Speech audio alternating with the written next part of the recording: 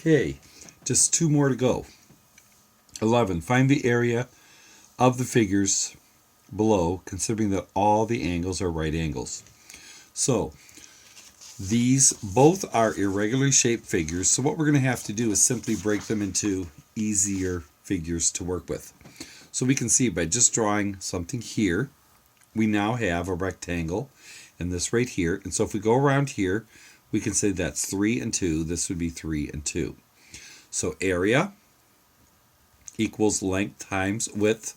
So area equals 3 times 2. So area equals 6. So this would have an area of 6 units. And this one we can see is 7 by 2. And this is 2, 3, 4, 5, 6, 7 also. And this would also have to be 2. So we use our same formula. Area equals length times width.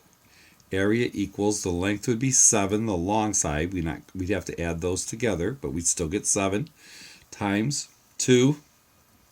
So area equals 14. So this would be 14. So now we would just combine the areas. 6 plus 14 would be 20. And it's centimeters, and since it's area, it's square area.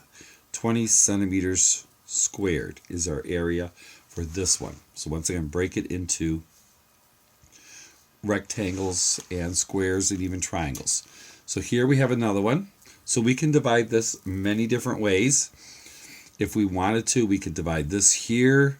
We can just divide this going down here if we want. Okay. So if we do that, we have 3 separate figures. Okay.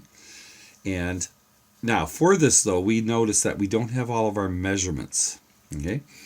So we have this measurement and this measurement, but we don't have this measurement here, which we're going to need on this one. This is 8, but that's the whole thing.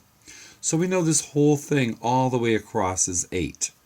Now we can tell from the top, this part is 3, and this part is 3. That equals 6, which means this part would have to be, correct, 2. So this is going to be 2 here for this small one. Okay.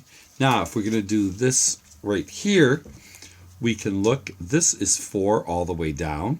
So that means this is 4 all the way down. And if the top part's 2, in order to equal 4, this would also have to be 2.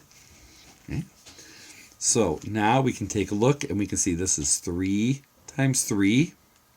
So once again, area equals side squared. You can use length times width. You'll get the same thing. So you have 3 squared, which is 3 times 3, or 9. So this has 9 units in it. Okay, and these are inches, so that's square inches. This one is going to be 2 by 2. So area equals side squared, and once again, you can use length times width. So 2 squared, 2 times 2, which equals 4. So this one's going to be 4 units. So those are both squares, but this one's not a square. So if we take a look, we have a 2, a 3, and a 4. And we can see that we're going to have to use the 3 as the top, but going down, since we're going down all the way, we can't use the 2. We have to use the 4. So area equals length times width. So area equals 4 times 3. So area is going to equal 12. So this will be 12 units squared. So now we simply add up our 12, our 4, and our 9. And if we do that, we get 12 plus 4 is 16 plus 9 is 25. And once again, we're doing area. Area is square area. So 25 square inches.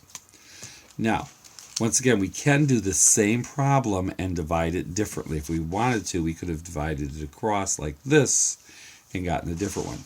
So on this, we could have taken this right here, and we could have divided it here and here, okay, if we'd have wanted to do that. So different ways that we can divide it up. Any way will get you the same answer.